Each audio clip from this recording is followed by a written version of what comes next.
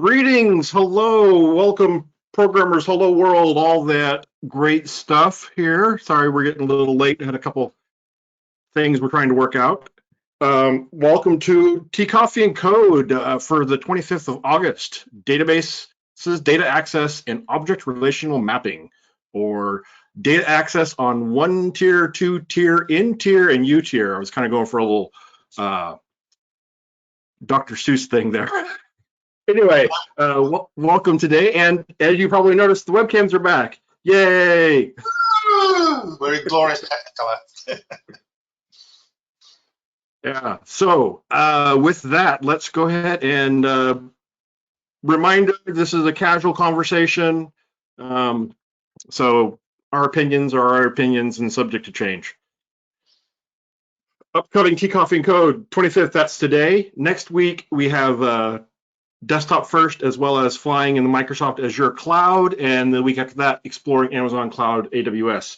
I am planning to change up some of the format and stuff around TCoffeeAndCode, but definitely planning to keep running with this series. It's a big hit. Everybody seems to be enjoying it, and we enjoy it as well. So there will be more to come. And starting with Mr. Ian Barker, the Delphi superhero himself. Delphi is a superpower. Yes, superhero. Cool. Delphi man. Yeah, that's the one. And Holger, he was on here, but he was having some webcam issues. Are you back, Holger, or are you still fighting with your webcam?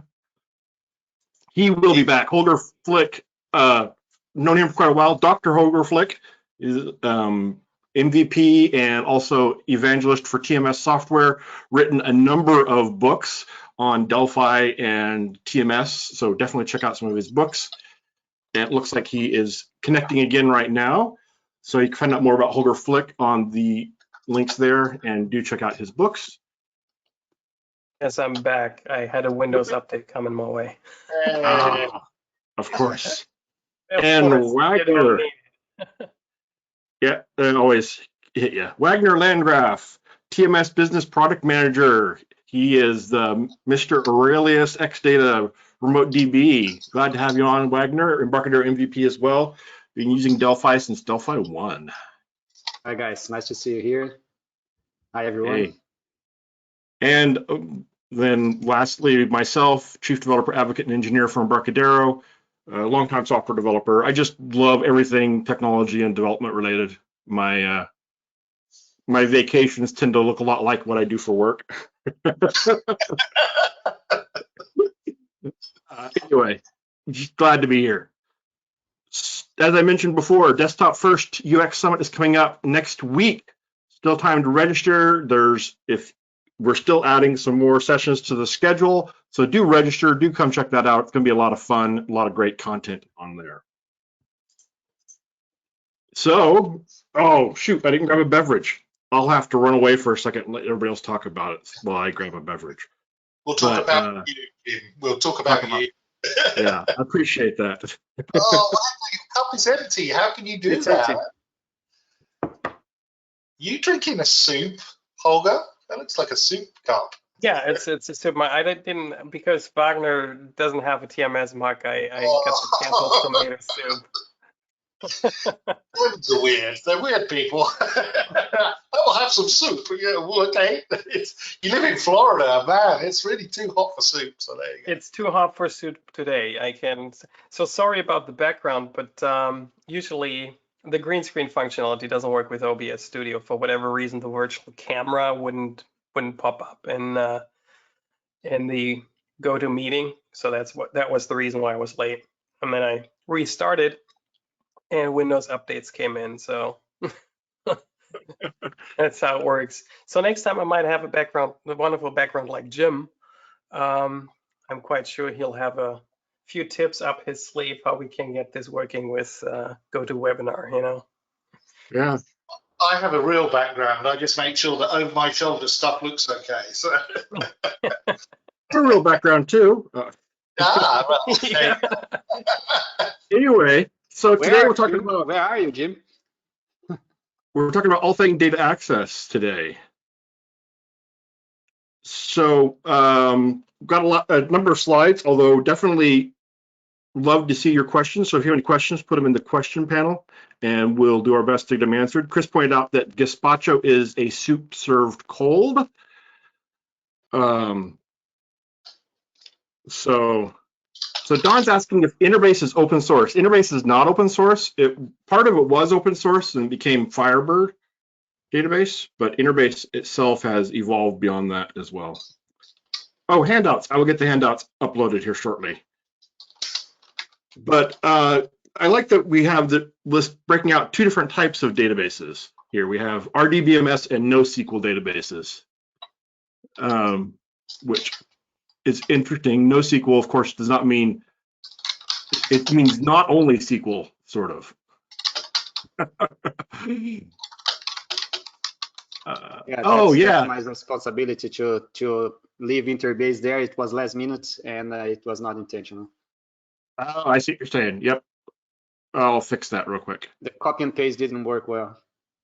Yeah.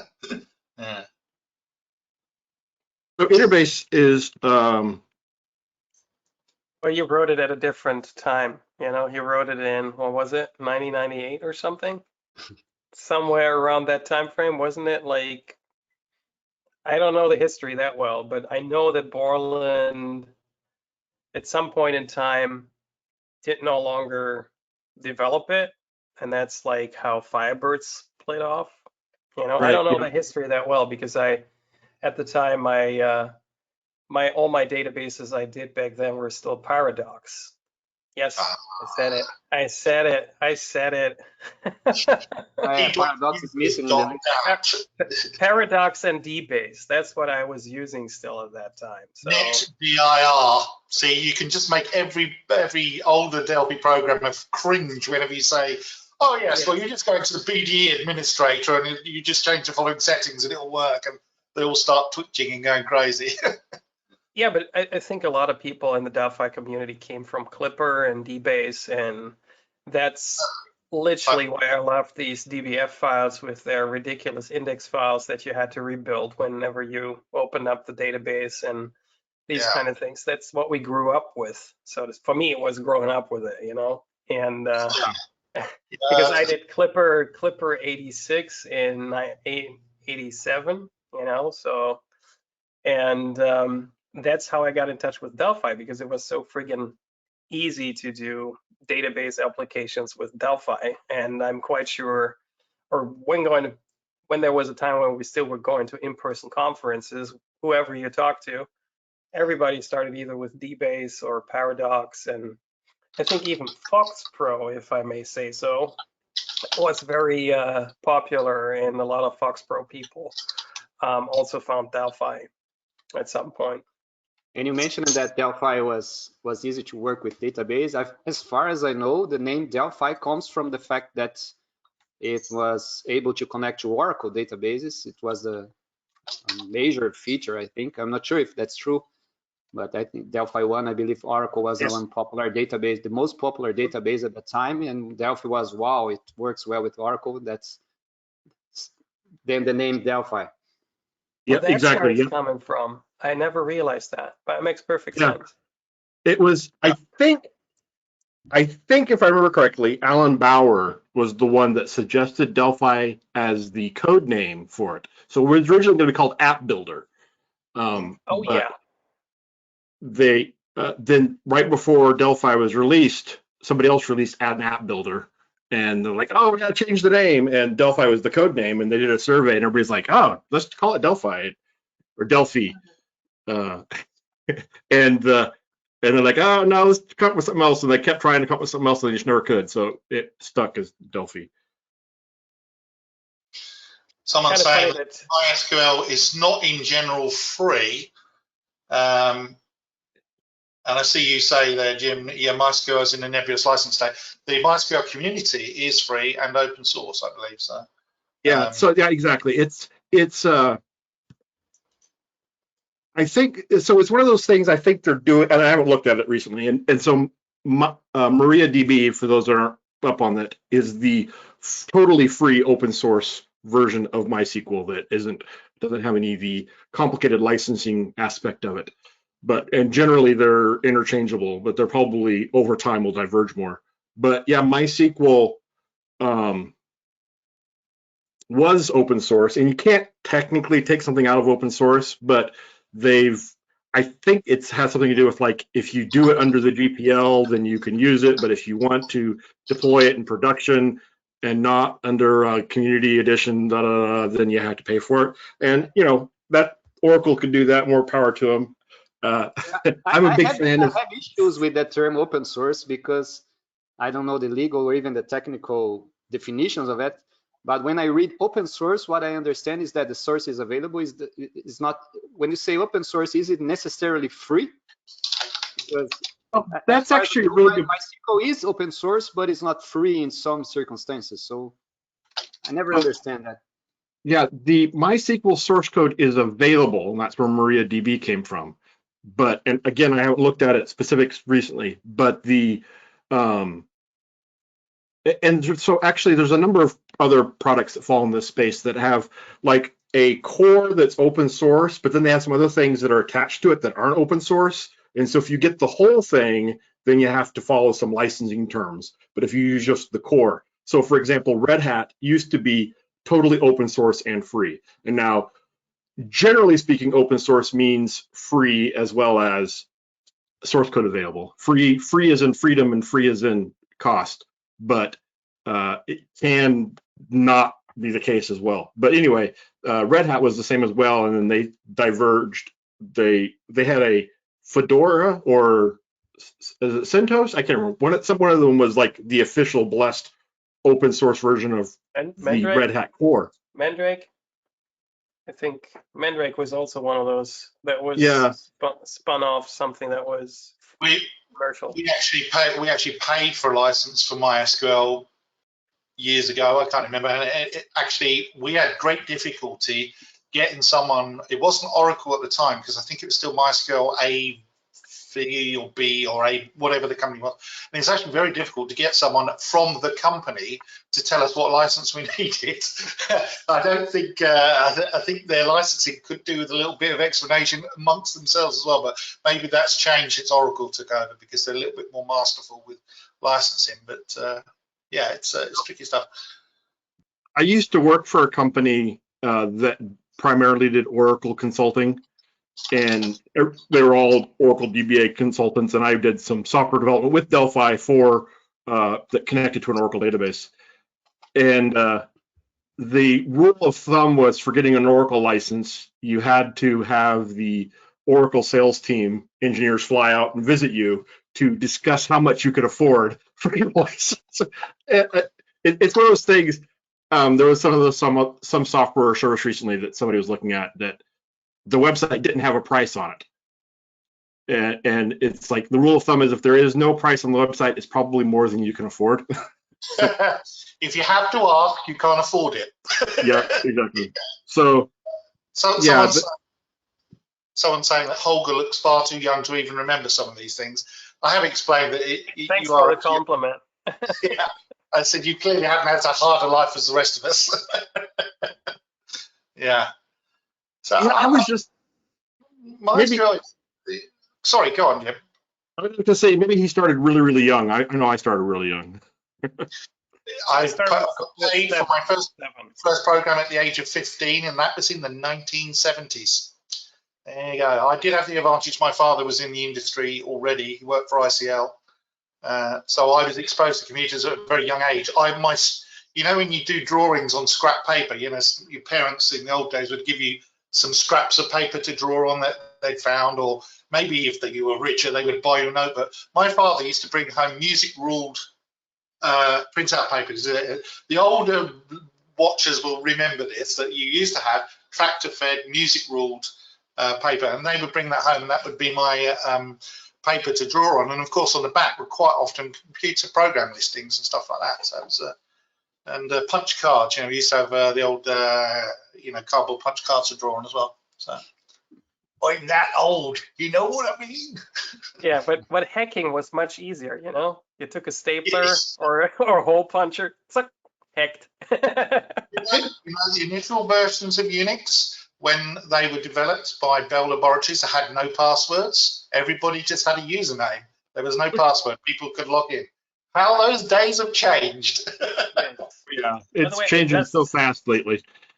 Yeah, Jim, I just checked the Embarcadero page. So Delphi and Red Studio definitely have prices attached on the Yes. web page. So we're good. We can Yeah. afford it. Yeah. Okay. And things have changed so much that now these days we have this open source PostgreSQL database, for example, which is free, and it probably is way more powerful than Oracle was at the time that it cost several cars to purchase. Yeah. It's come a long way. The list of open source database of all the database here, I wrote this slide. I tried to actually order it in the order of, at least in the beginning for the open source, the order of the most popular ones. It will be interesting to know from the audience what they use, because I seen lots of Postgres growing and taking off MySQL statement. Commercial, we have different. But I see Postgres becoming very popular. I think, MySQL was hugely popular, and then Oracle bought it, which was kind of a weird thing because it's open source, but they bought like the people that maintained it or something.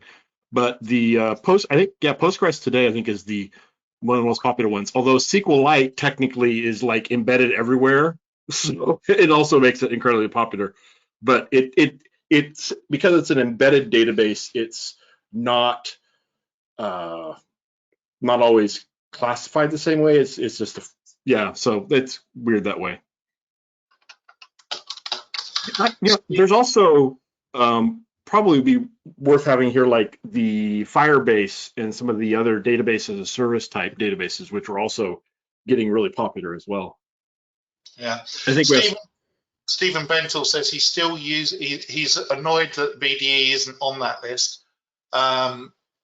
He says he's been using it since Delphi 1, and he is still using it with Delphi 10.42 for live systems. And I think, the official statement is that it is deprecated. That has been said several times. That doesn't mean to say it's not usable, but it does mean that the advice would be you probably should be looking at alternative technologies. BDE is not a database. Well, yes, it's an access technology. That's very true. But even so, it's the BDE is one of those things where, and this is my personal advice. This is not the advice necessarily of Embarcadero. I'm speaking on behalf of myself here, and would say that if you're using the BDE, me personally, would strongly recommend you look at some of the alternatives. There are plenty of alternatives out there, and many that will directly slot in place of BDE. But if you continue using the BDE, I think especially for a commercially sold system or even a widespread non-commercial system, you should seriously consider not doing that. I would say that's a fairly accurate recommendation. It's not being updated, and there will reach a point that it will just not work anymore, and your best it is working to continue to work on migrating it. I recently had a customer that reported something to me that I was like, oh, that's really happening. So if you start certain things that are old, that are compatible with your CPR architecture, Microsoft might still block it from getting started. And it is nearly impossible, if you have it deployed on customer machines, to provide support to them so they can run it again. If the operating system doesn't allow you to run it, then you have major problems on your hand. And at some point, for security reasons, that's usually the argumentation they have. It might not run anymore. And the BDE, like as old as it is, not being maintained, is just a security risk you don't want to take. If your business and your income depends on something that is BDE based, then that if you were to have an audit by someone who was looking at risk factors of your business, that would be one of the risk factors that they would probably point out and say you probably should be using a technology that is more likely to have longevity with it. And nobody knows exactly what would happen with BDE going forwards because it's not necessarily being updated. Yeah.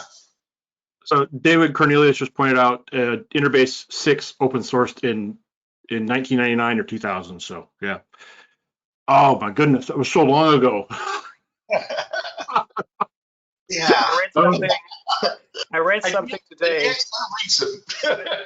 Yeah, I read something today which was really, really crazy, or my wife told me about it. Think about it. 2021 is as far away from 1989 as 1939 is from 1980.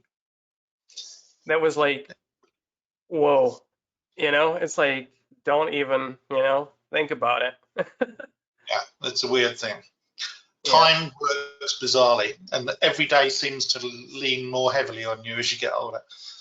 Forgive me if I've mixed up the times that were given in the meme that I read today. No, I'm sorry. I forgive you. I'm not good with math.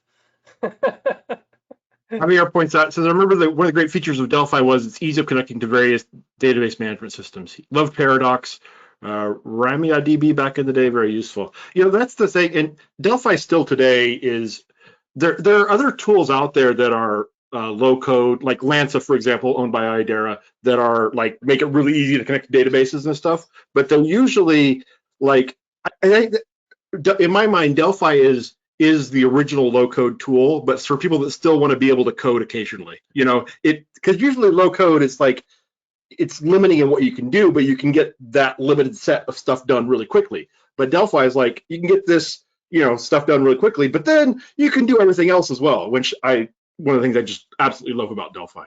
So Jim, I have a demo on my screen showing connecting to a MySQL database with zero code and extracting a table. And that is something that very few other programming languages can do quite as easily. If you want to write some code, then you can do things, but name one of the big languages like PHP or Python or some of these languages are extremely popular for websites and databases using MySQL. Delphi, with the Delphi project, drop on a component, drop on another component, drop on another component, tie them all to a grid, click on connected, and it just works. There's your grid full of data. And that is still as true today as it was in 1996 when Delphi 1 came out, and I saw a magazine article with exactly that kind of demonstration in it, connecting to a Paradox database, but even so, or in fact it was DBase database, but even so, that still works to this day. And I know it sounds like people saying, oh, you Embarcadero, people saying low code, but if it's true, can we yeah, but it is true, that was the advantage. It's not our low code as such, we are dropping stuff on, so it's the low code that we are using. There's code in the background that someone else has written, but that's the clever way to write programs, is use other people's good work that's been tried and tested and mass deployed, and then we patch that all together with a few properties and off you go. So it is low code for us, but not low code in the background, as indeed it is with any low code system. And what you guys haven't mentioned so far is design time. I mean, you don't even need to execute, compile, or anything. You can do all that stuff at design time. You can build your user interface, connect it to a database, whatever database it is, and you can design your grids and your edit controls with actual information from the database, not only fields, but also like actually see data in a grid, so you can give an actual impression of what everything will look like if you run the application. I know, of course, nowadays with different application types involve design time with real data is not always the case, but I think design time with having the ability, not having to type field names and all that kind of typos are literally being prevented if you do that kind of stuff. And I'm sure we'll come to that later, that Delphi is so flexible. For example, looking to on my screen, it's on the right, to my right with Wagner, having built an object relational mappers. Even though you use an object relational mapper, you still have design time support and can access like field name, attribute names, table names. And that is such a huge advantage compared to other development environments, I have to say, because that's, of course, because we use the IDE that we use. That is for me the major point. If I want to tinker with something and just throw something together that I will never ever deploy to the customer just to see if it works or not, Delphi gets me there within minutes, where other programming languages take much longer because I literally have to type in order to get connected to the database. And with Delphi, I can still click. That's also something we forget. You know, you double click on the connection, and then you get nicely built wizards where you can just go step by step, and that's it. And I miss that in other programming languages. Mhm. You know, that is, there's so many times I've heard like somebody, oh, such and such programming language is great. It's got all this great stuff. And I go use it. And don't get me wrong, there are things I appreciate about other languages. But I go and I'm like, this is like Delphi, but with more steps. You know, there's very little I can't do with Delphi, and the stuff I do most of the time is just the easiest with Delphi, and that's the thing I love about it. But anyway, there's a question here about DBGo. So it's not mentioned very much. Is it still relevant? It is still supported as far as I know. We haven't deprecated it yet, and I think it still gets updates and fixes as well. But we do recommend FireDAC over DBGo. I think there's some tutorials on migrating from it, but there's no reason to move away from it necessarily. There, it's not like it's not deprecated. I think FireDAC does have a number of advantages and features over DBGo, performance as well. But you know, if it's working for you, then that's great. Someone asked about MySQL supporting triggers, because MySQL for a while was a little bit behind things like SQL Server and Postgres, which is really, Postgres is like way up there with all sorts of extra features and lots of bizarre things that it does and other systems don't. But MySQL does actually support triggers. That's been around for a while. I'm not sure, looking at the screen, I don't see which version supported it, but certainly version 8 does support it. And you can connect to version 8 with Delphi. And the libraries that I've got on the slide there, I actually put those big things in about MySQL. The DevArt and the MicroOLAP libraries both can connect. I mean, you can connect the FireDAC, of course, using the third-party libraries, but MySQL with the DevArt components and MicroOLAP components will actually connect to MySQL 8 and use all of the features and the new SSL, TLS, I think, secured connections and stuff like that, which are actually not supported very well by Visual Studio, surprisingly enough. And those same people have got Postgres SQL components, third-party components that connect. Those components that are on that slide at the moment, they connect directly. They don't need any third-party library. Whereas normally with things like FireDAC and a few others, you're using libmysql or libmariah, the DLLs to connect. These actually can do it straight to the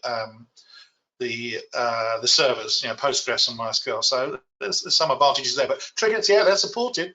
You know, MySQL is great. I put MySQL is my pet favorite. I think Postgres QL would be my second favorite system, and only because Postgres is a little bit difficult for end users to configure on their servers. They seem to struggle with it. They might use Docker. Yes, well, yes. They should watch the last TCoffeeAndCode and know all about Docker and all the rest of it. The question here brought up is why do we use triggers in the first place? That we should discuss. Like, and the thing that I can add to that discussion is, and Ian already said, like Postgres has these things, and like databases like Firebird, for example, have their whole auto increment field structure tied to triggers. I mean, nowadays I saw that with, I don't know which version they started doing that, but with Firebird 4, for example, you have an identity field that creates all the generators and triggers for you automatically. So, but in general, I'm completely with you, Chris, that I'm not a big fan of hiding stuff in the database, like stored procedures and all that stuff. However, I see big business that have like different, like let's say the developer, sometimes they have dedicated database developers and dedicated client application developers. So these database guys, they literally know what they're doing performance-wise. They have the table structure. So you as the Delphi developer, just, and I'm quite sure Ian, who has worked on lots of bigger projects than I have, because I'm still so young, I'm still a baby, as we know. I know how old you are. You're not that young. Don't fool us. I know. I was just playing into the fact that I haven't done a big database project like that before, and I think that is the only reason when you get into stored procedures and separation of concerns with the application, that the database, that the application developer literally wouldn't be able to comprehend the gigantic tables, and that's why you use stored procedures, I would think. And then you use Delphi to start and to query. Same for views, for example, same kind of thing. Like, why would you use a view unless that I know that some people use views to have like special fancy SQL that they don't want to have in their Delphi applications. But then yet again, if you update the databases that lack the views, I've seen horrible architecture where they then create the views using the Delphi application in order to migrate to the newer version, and that's exactly what we don't want to see, So I'm with Chris here. If you don't have a big database, try to keep things snug, and as I say to my customers all the time, stay, if it's a relational database, stay with the standard language. If you write SQL statements, don't use anything fancy that is like specific to a certain database.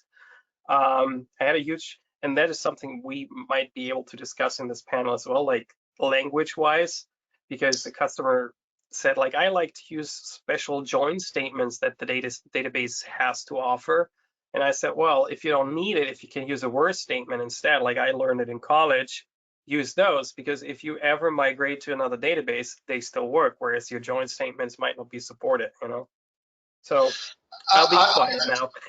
I have a slightly different perspective, as you said, because I tend to work on systems that have millions and millions of records. I mean, not a billion. I don't think we have a system that's got a billion records, but I know one that is producing 1 million a week easily, I think. And the reason that you end up using triggers is that it used to be, actually, MySQL only supported a thing called events. So it was a bit like a trigger, but you could get it to say, it was like a cron, if people understand what a cron tab is, where something happens on a schedule. At 2 o'clock every day, on a weekday, you'll run a particular task. Well, a MySQL event could be set up to work like that. So you could say when a particular user did something or disconnected, then an event occurred. And it was used by people to update information that is best updated on a schedule rather than on something happening. But with triggers and views and events, often the reason that you end up using them in SQL Server and MySQL, because those are the two primary systems that I kind of get exposed to, although they use in Postgres as well, is that you are not the owner of the database. You are the application developer that's reading the data. And the owner of the database has got multiple people connecting to that database with different languages, different front ends, and different applications. And so what they're doing is they are producing views that are very narrowly scoped in terms of what data you can extract, because I'm working sometimes with payroll information or human resource information that contains personal information that can't be transported across a border, for example, an international border, or healthcare information that has got HIPAA laws, privacy laws in connection with the actual medical information. Then you as the developer do not have the ability to see that information. So you're kind of working with the database but not have full control over it. Someone else is the RDBMS manager. He's the person, or she's the person who manages that database, keeps it ticking over, decides which indexes are needed, writes all the query plans and says it's more optimal for this query to work this way.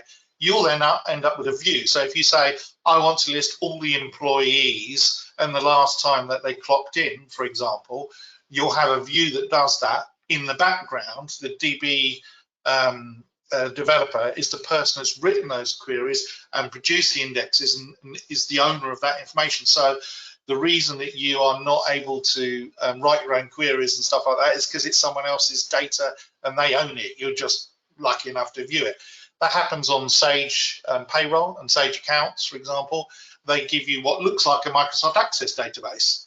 That's how their SDK works. But really, behind the scenes, there's all sorts of other things going on because they want to stop you from posting information to accounts, just randomly updating tables. What they want you to do is do it in a certain sequence so that, you know, a nominal ledger is updated and a debit and credit ledger is updated and things like that. So the reason that you end up with triggers and views and events is because it's not you that's actually got control over the data. When it's me that controls that, I can do what I like.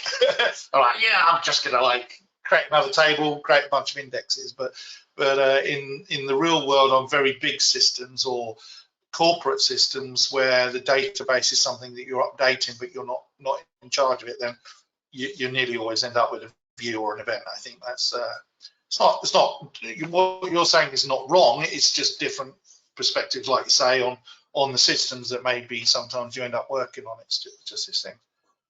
David Morehouse says this guy knows what he's talking about. I think he's either talking about you or someone else, but may not be me, but we shall see. Thank you, David, if you meant me, and okay, great, David, if you meant Holger. No, he actually expressed that he meant you, not me, because. Oh, I'm sorry. Hey, Dr. Holger Flick is a very smart guy, and so is Wagner, and so is Jim. So you're lucky today. They're bringing up the average above my normal level of gibberish. Technical gibberish, and sometimes it's right, but as I've said before, he took offense with the fact that I didn't point out that it was for security, that people don't have access to certain things with the stored procedure. Yes, that is not only separation of concerns, that you have different people working on it. Of course, it's for security as well. Just because I don't mention something doesn't mean it is not somewhere that somebody else doesn't know about it, you know? Yeah, I said Holger's going to send me chat messages after this, talking about this subject. It's fine. Holger knows what's going on. I don't take any offense to comments like that. But as we said, the views are usually to do with the fact that some systems you have to have a provable level of security and a provable block on what data can be exfiltrated, and that's a view, really, not a database table. And a view often combines multiple tables as well, so actually it's more convenient because sometimes you can do a query and it's pulled together a bunch of information. You don't have to worry about the query because you've got a view that does it for you. So it's great stuff. I'm going to add a comment here. The way I see it is that you want to have your separations of logic, right? You want to have this loosely coupled system. And one way of doing that is with triggers and stored procedures, another in views and everything, right? Another way of doing that is with multi-tier systems, right? So you have RAD server or whatever middle tier you want to use, data snap, et cetera. And then that enforces all that logic, and it can do the cron jobs and everything like that at that layer. That's not the client layer. Another way, you know, and then you can use object relational mapping. There's a lot of different architectures. So the reality is it's hard to say never use triggers or this is always better than that, because there are different use cases where different ones make sense. So it's a good idea to have both options available to you, or all those options available to you, and then go at it from there. So it's just a different way of doing that encapsulation and decoupling. Someone, let me see, Don Potts, I'm just answering his question, but he's saying, how long does it take to insert 1 million records, and on what database does that? Well, this is a good question and a bad question. It's a good question because people do ask that quite a lot. The typical question I'll get someone ask is, well, hang on, what kind of computer do I need in order to run this system? And the thing is, it's like saying, how long does it take my computer to load Microsoft Word? Well, if your computer is a underpowered 5-year-old laptop that has got, you know, very little RAM, a slow hard disk, then loading Microsoft Word is going to take much longer than my machine, for example, which is a multi-core, you know, 64 gigabytes of RAM, or I think I've got super fast, super tuned with a solid state hard disk. It's going to be, my machine will load it very quickly. Typically on an RDBMS, a database server, it's going to Relational database management system. That's the one, relational database, RDBMS, yes. On those, if you're talking about commercial enterprise, where it's a big system that is handling thousands of records, quite often they'll have minimum one standalone server that is only serving up the database and has fast connections to the rest of the network. However, all of the systems we've mentioned so far, which is Postgres, MySQL, SQL Server, MySQL, all of those have the ability to actually fragment that out and do load sharing. And so if you the NoSQL databases do that almost by default. That's kind of how they work. So if you are breaking up your databases across multiple servers, and all of those servers are meaty and chunky, and they all have fast connections, then loading 1 million records into that database could be quite fast. There is an overhead for load sharing and things like that, but if it's directly into a well managed and well tweaked server, then it could just be a couple of seconds. Believe me, adding 1 million records might take no time at all. But on a standard PC that's sharing it with everything else, you could be talking about go to lunch and come back and it's finished. You know, I have had to reload millions of records before on DBMSs. We typically deal with tens of thousands of transactions per day. So when a server is down for a period of time, then, you know, if it's down for several days or whatever because the customer has done something crazy, and, you know, sometimes it's malware, you know, or things like that, reloading all of that data at 10,000 records a day over a number of days, it's not long before you're dealing with huge amounts of data. And if you haven't got your indexes right in your database, you'll soon find out how long it takes to do that kind of thing. And it's a long time, and you can get very old and grow a beard. You know, you start unshaven, and by the end of it, you've got a beard bigger than Jim's. Yes, exactly. So it's yeah, there's no right answer to how quick it is. I think if you've got a regular system and you're trying to add 1 million records in an insert, again, it's how you factor the inserts. You can do transactions and begin transaction, end transaction in a SQL statement. That will improve things, but at the end of the day, if you've got single insert statements that are inserting one record, another record, and another record, you'd be there for the lifetime of the universe. But if you do, you know, batched SQL inserts and inserting them that way, then it could be, yeah, a factor of tens of seconds for 1 million records. So Jay Kelly pointed out that ArrayDML and FireDAC will let you add millions of records against SQL Server within seconds. And then Sriram, our interface architect's on, and he shared a comment here I'm going to read out. I think it's useful. It says, the benefits of stored procedures and triggers are well known, not only for performance via stored procedures, but also for enforcing data integrity rules and triggers across any application. So again, that's the spreading out where the logic is, right? And so instead of having it in each application, but putting it there, we can keep it across all applications. Yeah, but basically, as you said, Jim, that was the only option in the times of client-server applications. But these days, you can enforce the application integrity in several other ways, like using Red Server with an application server. And I've seen over time lots of companies having issues with having all their business logic in the database when, for example, they want to migrate away from a database. I've seen companies with their whole system in an Oracle database, for example, and they want to migrate to something else, to SQL Server or to Postgres, and it's, sorry about that, but it's Herculean work.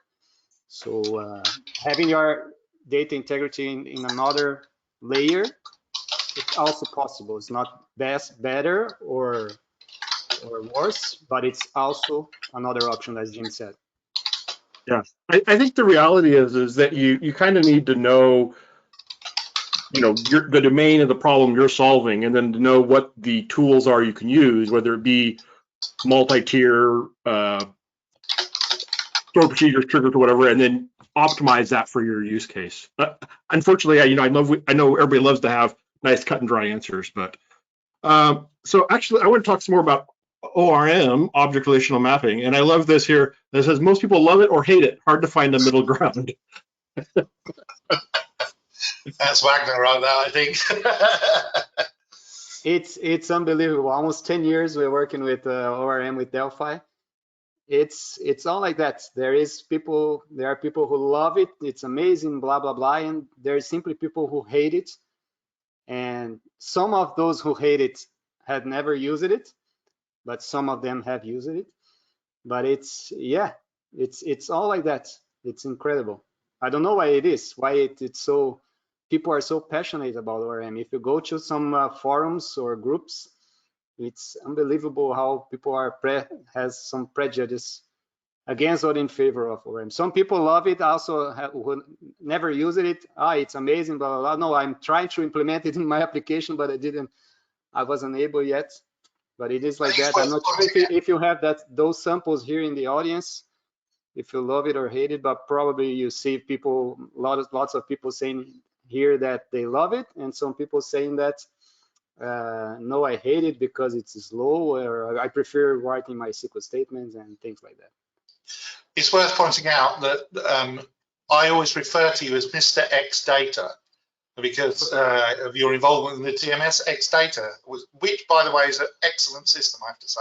And Aurelius and a few other things, and Holger obviously as well. I have some involvement in that. Holger's a kind of more widely spread out. I know all sorts of stuff that's really cool and interesting, but you also know the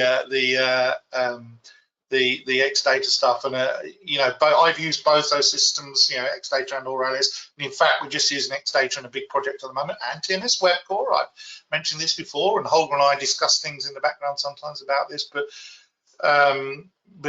so of those people that are watching who don't necessarily know that about you, that it is one of the things that you're particularly expert at.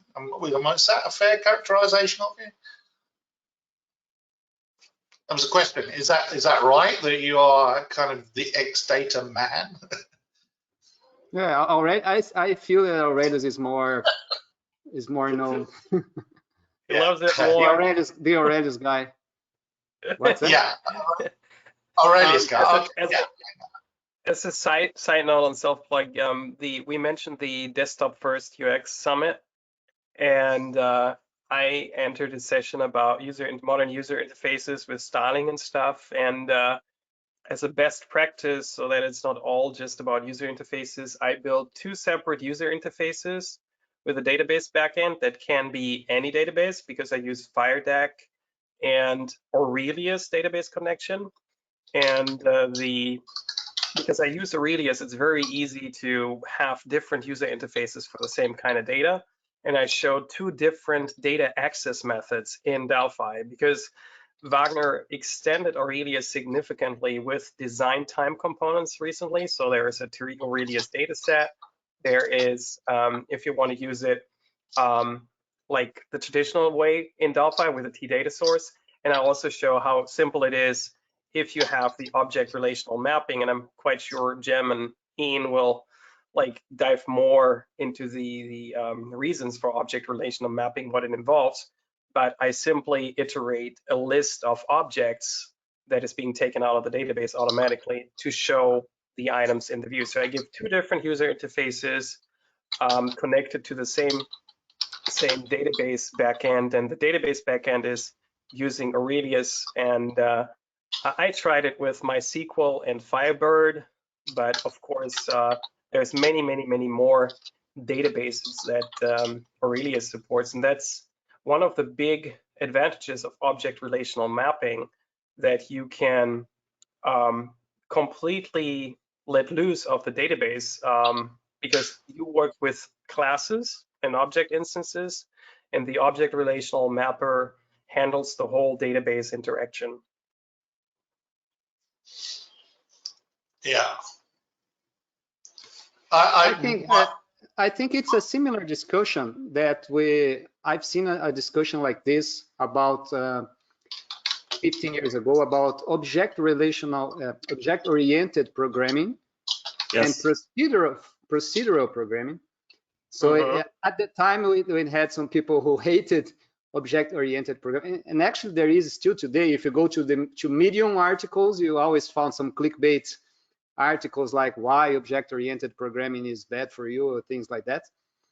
And I think it's a similar discussion. And I'm not saying that I'm not even saying that object-oriented programming is better than procedural programming or is worse than functional programming, for example. It's if you ask Linus Torvalds, he's known for hating C++, and he wrote the Linux kernel all in C. So he doesn't like. It looks like he doesn't like oriented object programming, and he's a good example that it's not one is not better than the other. Yeah, but I think it's a similar, because object-oriented programming, it organizes your code not better, but in a way of thinking objects. It's different than programming in the procedural language.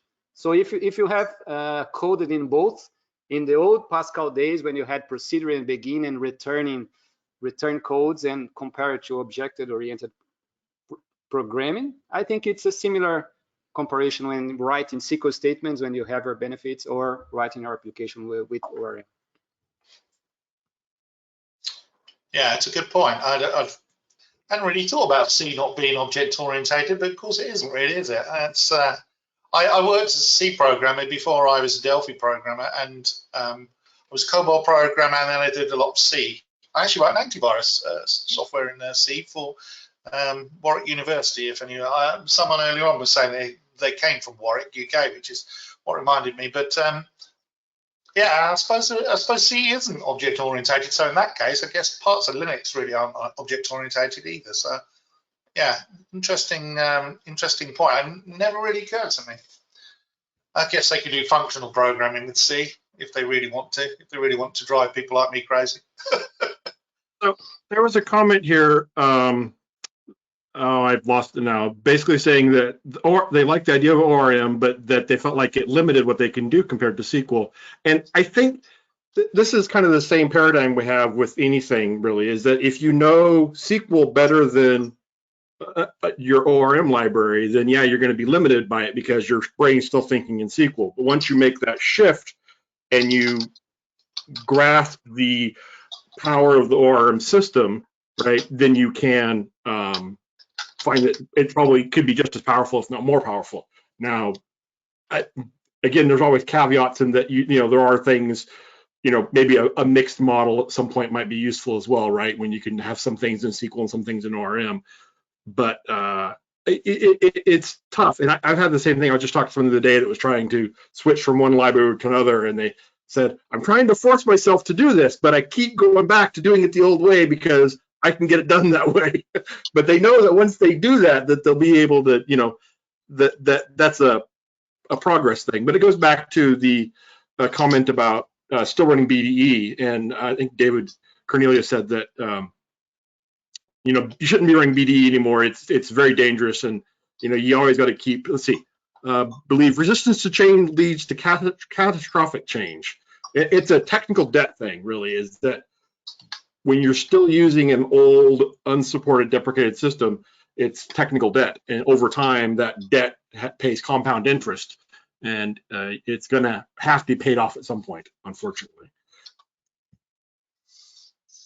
And about that comments, you have to. It's also worth noting that an ORM is not a replacement for SQL statements or for SQL development. It's just a layer above it. So just like you can code high-level language and go to assembler code with Delphi, for example, you can use an ORM for most of your application. It's a layer, and then you can use SQL statements when you need to. And actually, I also mentioned that many people here, maybe most, if not all people, have wrote some kind of ORM in their applications. Because if you use Red Server, if you use DataSnap, or if you use some other structures, you had to put your data that came from a SQL statement into some object in Delphi, and you had to process it somehow. So even if you do some customer.name equals field by name, name as a string, you are kind of doing a very basic ORM. You are mapping your database data to an object in your application. And when you start doing that lots of time, you start to automating it via RTTI or via some way. So you kind of start writing your own ORM in your application without even noticing it. Yeah. The reason we used Xdata was for the project that we're working on. And when I say used, we are using, we're currently working on it at the moment. But the front end is basically a desktop program that's been converted into a web application using TMS Web Core. Plug that. I think Bruno really must start sending us checks, but I'm joking. But it's a great system. And we settled on TMS Web Core just because it did some things that made a lot of sense in the environment that we wanted. We wanted to be able to come up with some HTML5 stuff and use Bootstrap and a few other things as well that couldn't really work in IntraWeb, unfortunately. But the obvious choice, the back end, was the old system, it was a desktop system, was using MySQL. We wanted to actually introduce an interface where there was a middleware in the middle that would mean that we could choose to use MySQL, SQL Server, or Postgres, and also have load balancing put in. And so we went with Xdata. We used the Xdata mapping tool to map a lot of the classes because that was the obvious thing to do. And of course, the classes have got lots of little annotations, decorations on the top now for the JSON fields and things like that. But so far, it seems to have been the absolute right choice because we've still got all of the stuff that we had in the background from the MySQL, which will still allow desktop clients to connect to the same database and update it and work with it. But the web front end is now got the middleware of the Xdata in the middle of it, and will allow us in the future to migrate to different databases. So with Aurelius and Xdata and ORM in general, it made it a lot easier for us to do this web front end. And so we also, as a convenient thing, was able to reuse a substantial amounts of the Delphi code. So the desktop Delphi code still worked fine for the web core code. And I know this sounds a bit like a sales pitch, but it's just my experience of what I was doing for a system I am paid to work on, and we have other people paid to work on. The contractor in question that works mainly on that is in Algeria. He'd never used web core before and was using it same day to produce actual applications in Delphi. He's a Delphi guy. He understands Delphi. He's actually part-time professor at Algiers University. He's sick with COVID at the moment. So Ali, if you listen to this, I hope you get well soon. I know your family are quite sick with it as well. It's a story of our age at the moment. But our experience was that using an ORM allowed us to do things in the web core code that made it a lot easier to separate the back-end database from what we were doing in the front end of the web core, and that was a significant advantage of using an ORM. And I'm an old-fashioned programmer. I still write queries, in Notepad, Notepad++, actually. You cannot move away from it. Just like you have to know memory management. If you are doing enterprise applications with Delphi, you have to know memory management. You have to know SQL statements. You have to know database optimization and things like that. I'm a big fan of ORM. You become a jack of all trades. You have to understand how SQL works, and you have to understand how to write an optimal join, for example, on statements and stuff like that. It doesn't make a massive amount of difference whether you use an ORM to do it. The ORM protects you from a lot of the mechanics in the background. But even so, there's still times where you need to understand why something has to work a particular way. And there was no time, but we should mention there are plenty of ORM options for Delphi. You have Bold. Yes. I believe Bold was a very popular. Maybe it's becoming popular again. It's since Embarcadero has had open sourced it. You have Entity Deck. You have Daniele Tetti's Delphi ORM. You have some old ones, and so I think that one problem is that Delphi doesn't have an ORM native. So people, I believe, many Delphi developers are afraid from third-party libraries. Many avoid them. So since there is not a native options, people don't look for it. And since there is no native ORM for Delphi, many people simply don't use it because it's not available.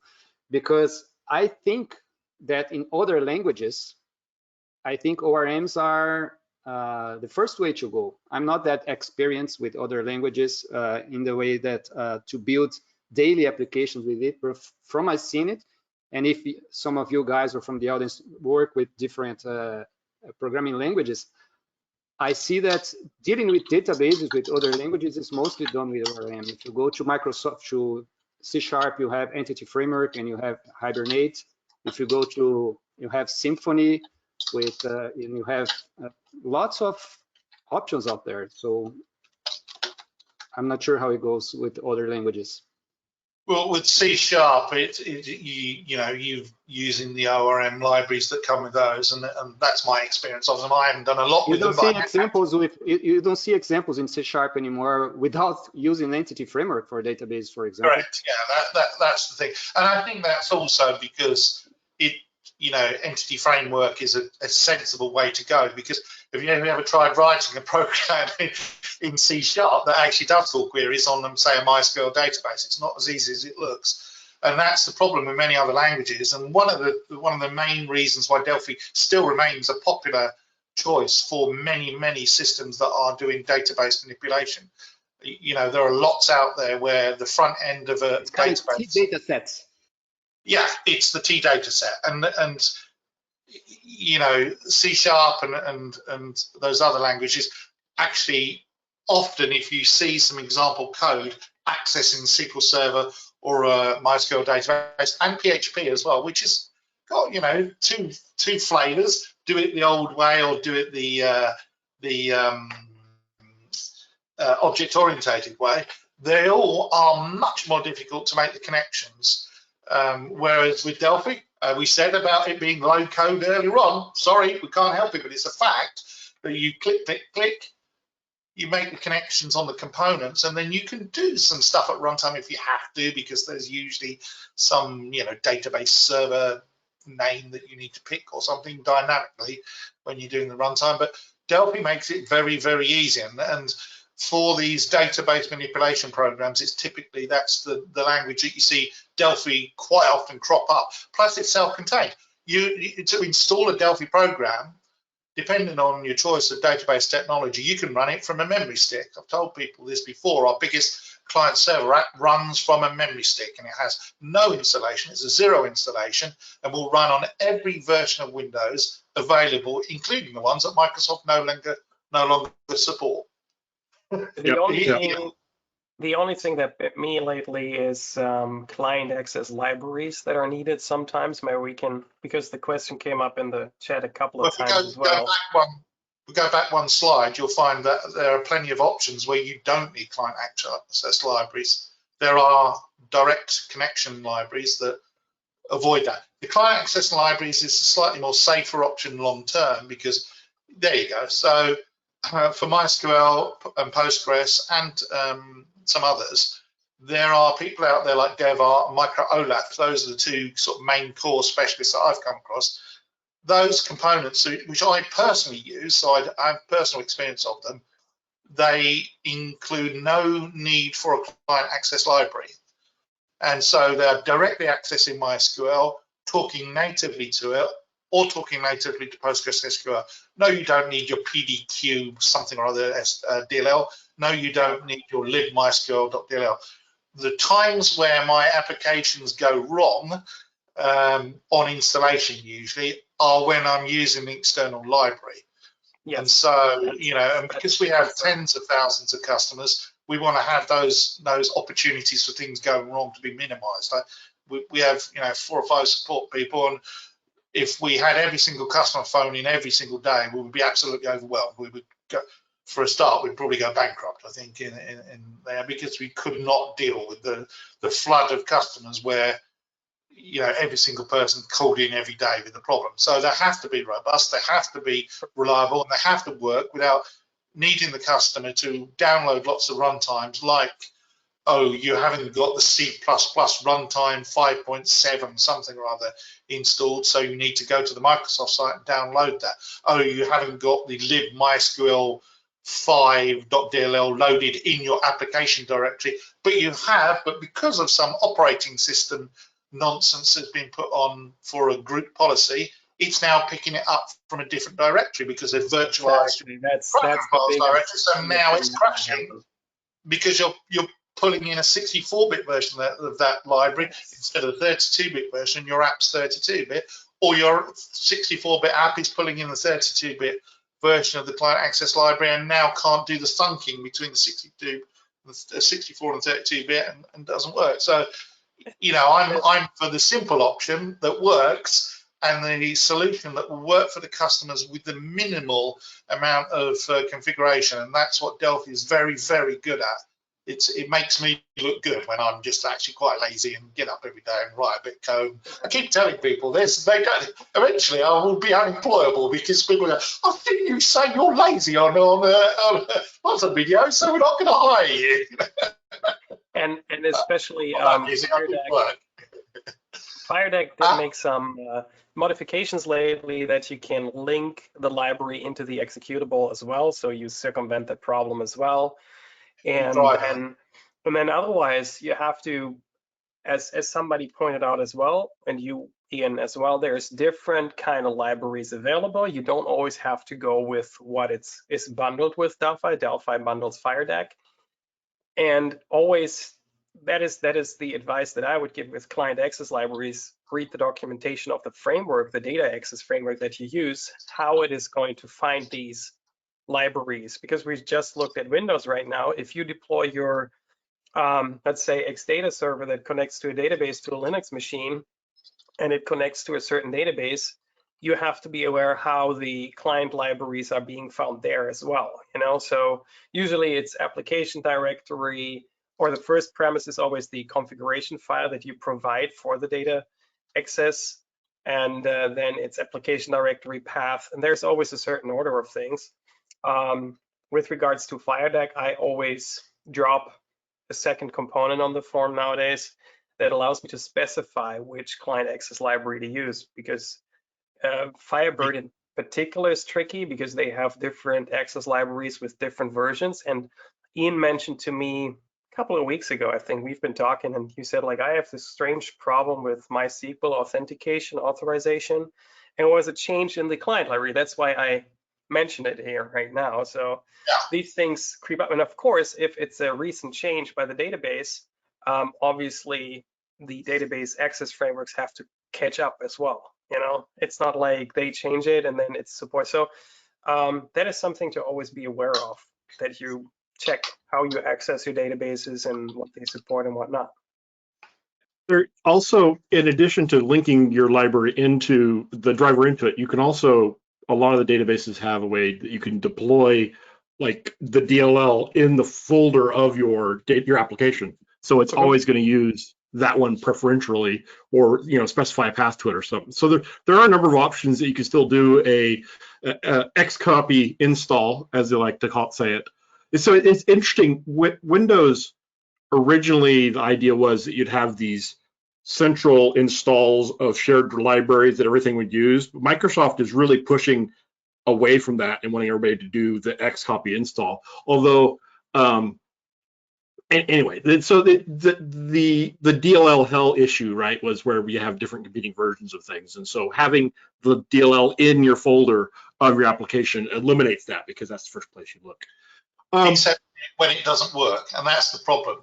is that you've got to the point now where group policies and the advent of Windows 365, for example, mean that you don't necessarily, the folder that you think you are in is not the folder that you think you're in. The program files folder is not a place that you should be writing to anyway. But even so, you know, if your app is installed in some other folder, like on the C drive, and you think you picked something, it could be virtualized out to a share or something like that, and streamed in and out. It just depends. So life is not as simple as it used to be, maybe back in 2000. You know, things that you think might work because they're in the same folder do not always work that way, and that's a big problem with Windows. Really, is that it's getting complicated because it has to, but also complicated because they just, you know, trying to overcome issues with viruses and things like that. You know. They do have, Microsoft does have some standards like the UWP bundles and stuff like that are we supporting that. We had upgraded version of that. I think it was in 10.4.2 that let you specify the correct behavior so that you can respect that. Wagner, there's a few questions here about using ORMs and whether or not you have like the ability to do visual query building or design time data and stuff like that. Can you do a quick demo of our Aurelius? Is that, I'm putting you on the spot here? What is Jim's mantra? Jim's mantra is it's always better to pre-record your demos. Yes. Well, yeah. Well, yeah. If not, maybe you could just answer that. I mean, we're all familiar with, you know, when we've talked about this a few times with Delphi, you can just drop a couple component sets of properties, and I've got design time data and stuff like that. What is the process? Maybe you could describe what the process looks like on Aurelius for us instead of running a demo. Do you get design time data and query builders and stuff like that? No, actually. Okay. And I'm not used to query builders with SQL statements as well. The last one I tried to use was the one from Microsoft Access, and I always had a hard time with it. Yeah. But the process, you're actually mapping to classes effectively. And so the data that you're displaying can be done via live bindings. If you want to, you can have a live binding source to try and have a runtime view of what you're getting. Your kids in the background, I love it. So I shut my door, not be disturbed by dogs. But with the live bindings, you can put live binding what do they call it? You know, where it's a kind of fake data. I forget what it's called, but anyway, with live bindings, you can simulate the data and see what you're going to see. That's Jim. You should know this. I can't remember the exact word for it, but prototype. That's what it. And Aurelius and ORM and Xdata are effectively loading those classes for you. That's how I see it. And so if you're trying to actually preview the data that's coming in from Xdata or Aurelius, then that's not quite how that system's designed to work, but you can do it via live bindings if you wanted to. So I think to kind of jump in on what Wagner's saying, you can't really do it as the answer, I think. Not easily anyway. So. Well, one thing that you have to take into account is that Delphi, it's a hard-typed language. So when we're talking about ORM, you have to map your data to a Delphi class. So you have to that class, and you have to have that class compiled because Delphi is not dynamic. So there are some options that you have for example, compile your class to a package. But the approach is that if you have existing data, which is the case for most users, Aurelius and other ORMs, for example, Entity DAC, I believe it does that too, offers an option for you to extract the schema from the database and generate the Delphi classes for you. All right. So you have with a wizard, you have your Delphi classes generated from the database. If you want to start from the classes, of course, you can just write your classes and ask the ORM to update the database for you. So you have it both ways. And from that, you work normally. And one thing we are working right now is a way to make Aurelius dynamic, which is allowing you to use the ORM, as strange as it sounds, is to use the ORM without actual classes. And that's one, and that only proves that the ORM it has more to offer than just the extracting data from the database, because it has an ecosystem around it, and we like to make it dynamic exactly for you, for customers, for developers to not need to declare those classes. You lose some things, but you gain other things, like, for example, using the ORM without having to create the actual Delphi classes. Yeah, it does it for you, basically. I'm a big fan of it, and I like the mapper. I like the way you can point it at data and out comes a bunch of usable Delphi stuff. I think that's since I forgot, you mentioned it about live bindings. I'm a big fan of T data sets, because, as I said, one of the big things about Delphi for me is the T data set. That's one of the things that make it shine with database, and especially because since Delphi 3, I think, they changed the structure of the data set and made it more abstract. So even though people think that Delphi T data set is a way to extract data from the database, it's actually a binding system, the data set. So for example, in Aurelius, you can get the objects from the database. You don't get the raw data, you get the objects because it's an ORM. And then you put the objects in the T data set, in a special Aurelius data set or object data set, and you can bind those objects to the data-aware controls. So the T data set abstracts the binding. So you don't have to retrieve data from the SQL statement. You just code your view, your form, in the same way that you do with a regular T data set, with a TFD query, for example, but you just use a different data set. And then the data that you extract from the ORM, you bind to the data set. So that part of RED, you still have the same RED approach with the ORM, with Aurelius. And it's not exclusive for Aurelius. For example, Spring 4D, I believe, Spring for Delphi has a T object data set that does the same thing. So it doesn't have to be a Aurelius object, for example. You just bind a Delphi object to your data-aware controls. And that always thanks to the T data set, which was built in a very abstract way. It's very nice. Yeah, and what's really, really cool about the T Aurelius dataset, that you can generate a self field. That's what it's called. So a big problem is if you have records in a dataset or in a database, usually you want to show them or access them in your code. You always have, like, you need to transfer the database stuff into your object. And also always a problem is if you have a list and a grid and then you need to access the record or the object. That's very easy with the T Aurelius dataset, because you have the self field, which immediately points to the object instance. And if, as Wagner just explained, if you change the object, the data in the grid and everything will also change, because it's interchangeable. So Wagner really built a means that you can use the great functionality that you've been using for years with T dataset, field by name, and all these functions that you've been using for years and years and years.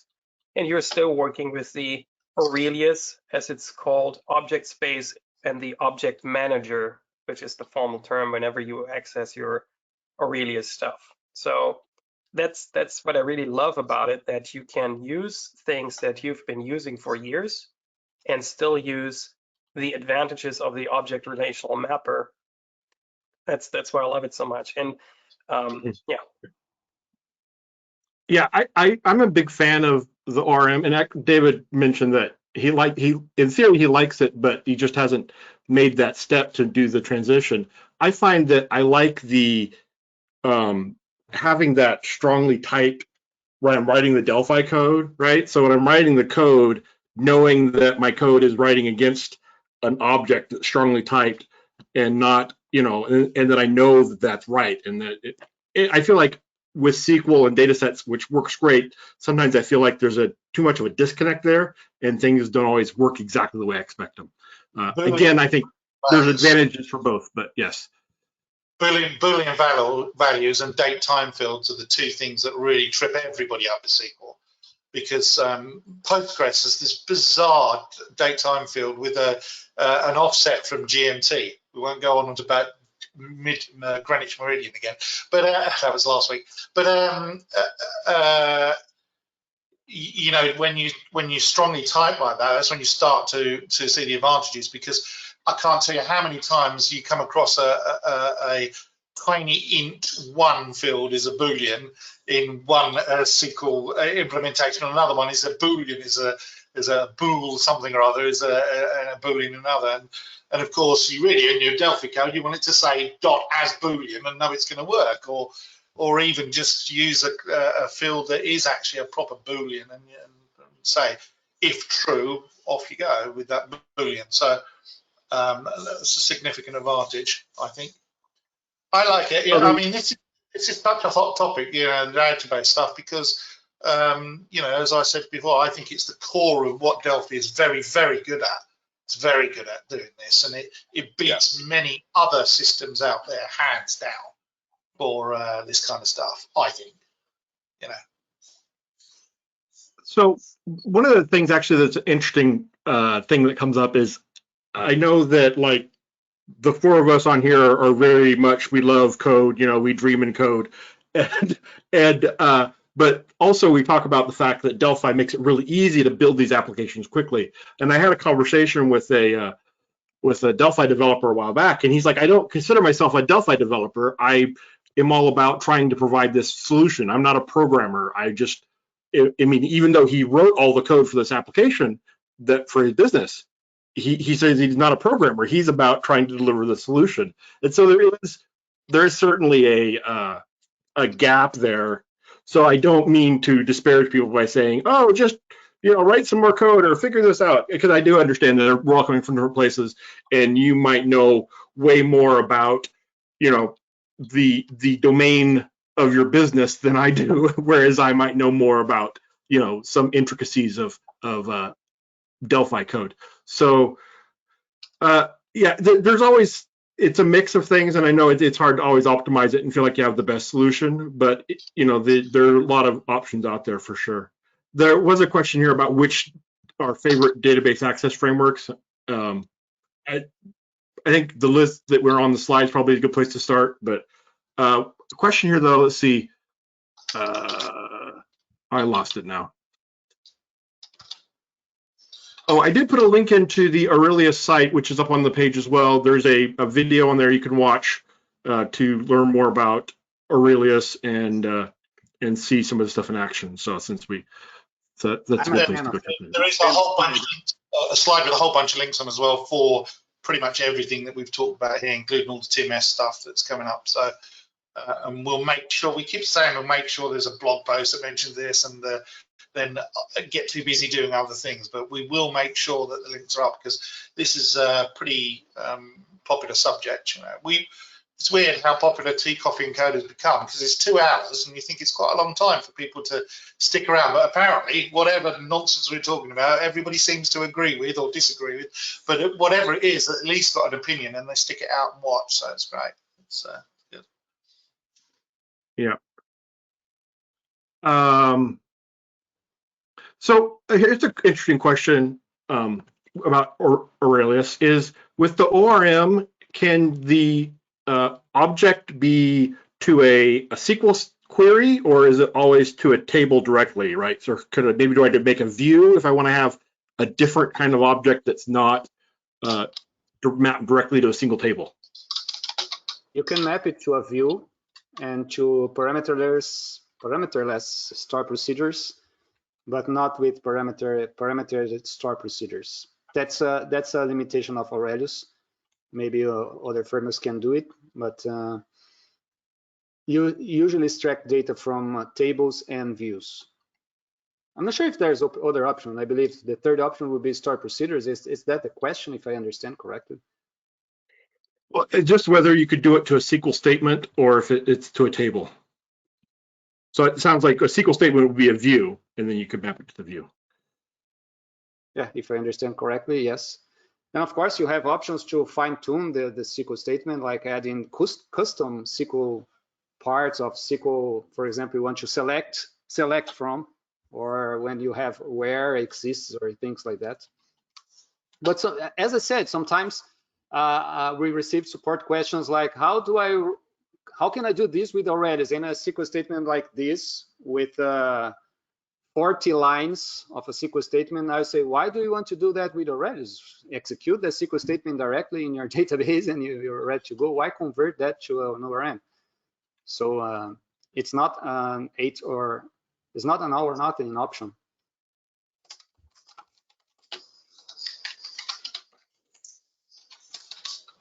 Yeah. I'm just answering some of the questions. There's a few people saying things like Delphi RAD server to interface, or this is Don Potts, Delphi RAD server to interface or Delphi TMS business approach. So the short answer is that's like saying, would you like to have cake or would you like to have sandwiches? It just depends on what it is that you're looking to do and what you're trying to achieve. I make no bones about being a big fan of TMS and a big fan of plenty of other suppliers out there as well. I don't have a business relationship with TMS. I'm just a fan. But the advantage of RAD server is that it is an Embarcadero rolled solution. Scalable, and Interbase, of course, has got some very unique features that are not available in other DBMSs. The change views, for example, is a patented advantage that Interbase has over other databases. So there's a change delta that gets stored, and it can significantly decrease the traffic and increase the efficiency of the database and speed as well, because you're transmitting lots of smaller packets around deltas rather than the entire changed set. But the TMS business license, which is the thing that the question is asking about there, is it's got a lot of good things in there, not just the Xdata and Aurelius, but some other things as well. You get an all access license and you get everything, and so you get a TMS web core, you get all the TMS components in there, and really you get so many that you've got too many, if anything, and you need to turn some off. But it's as I said, it's like choosing cake or sandwiches. It depends on what you're looking to do and what you're trying to achieve. There is licensing considerations for RAD server. If you've got it depends on the SKU of RAD Studio that you've got, whether you are paying extra for deployment. I don't use RAD server myself for that kind of thing, so I don't know the details of it, but the website will tell you what it is. Some of them you get licenses included and some you don't. So that would be a consideration, but again, it's just really down to what you're trying to do. What are you trying to do? And then go from there. So kind of off topic, but Chris, a couple of comments here about compiling to Linux with Delphi. Yeah, we added Linux. Was that in 10.3 or 10.4? I can't remember. There's a native compiler for Linux from Delphi. 10.3, I think. Yeah. 10.3, yeah. I was going to say it was 10.2. I can't remember. 10.3 somewhere. We had a native Linux compiler. Yeah, I think it was 10.3.3. Yeah. It all runs together. But yeah, you can compile natively to Linux now, and FMX Linux is also included, so you can build native Linux GUI applications as well. So you have pretty much the whole stack of options available to you from Linux or on Linux with Delphi. So yeah, a lot of people say, "Oh, I really like Kylix. I wish it would come back." But unfortunately, it's just one of those things where there are directions you can go in as a business, and the directions you can go in with the number of developers and number of engineering staff that you can get. And Kylix was one of those things that unfortunately didn't make it for lots of different reasons, I'm sure. But I will digress for a moment here about this, actually. So just yesterday, Idera acquired UltraEdit, which is a code editor. I'm very excited about this. I used UltraEdit back in the day. I think, Ian, you had used it as well. And there is a Linux version of UltraEdit. And so in theory, we could see something built on top of that makes a Linux-based IDE for Delphi. I don't know.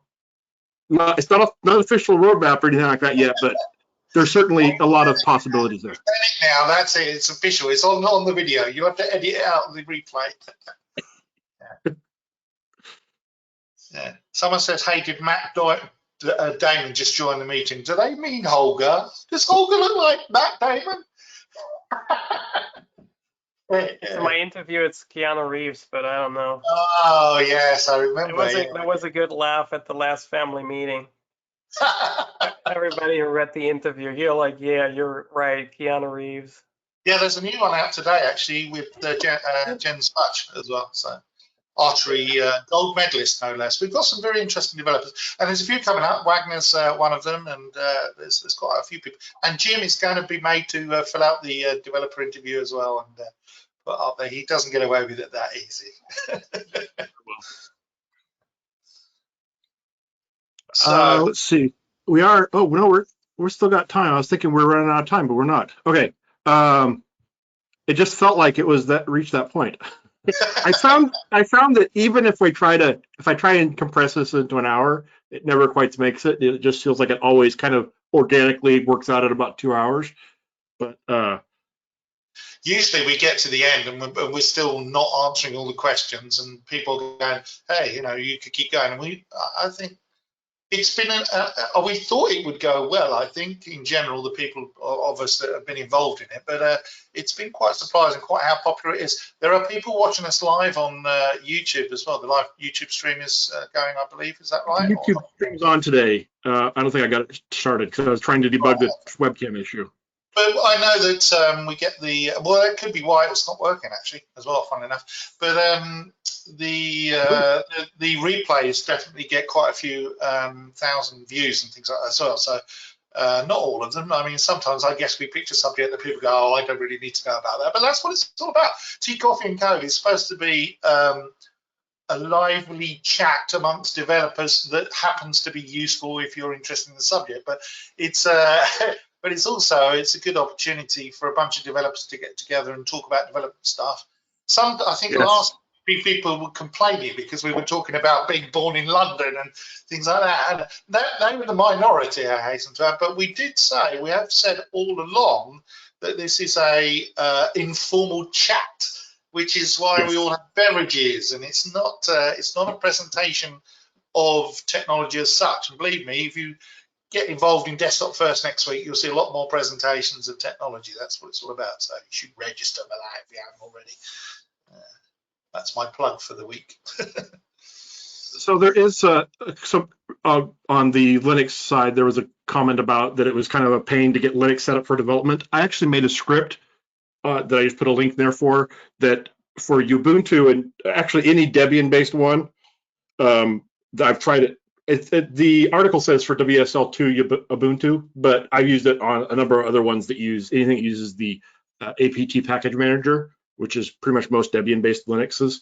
This script works great and just sets everything up for you. It installs PA server, all the required libraries, and actually starts it up for you. So you take a look at that. It should be pretty straightforward, easy to follow if you want to modify it or whatever. But I plan to update it for future versions of Delphi.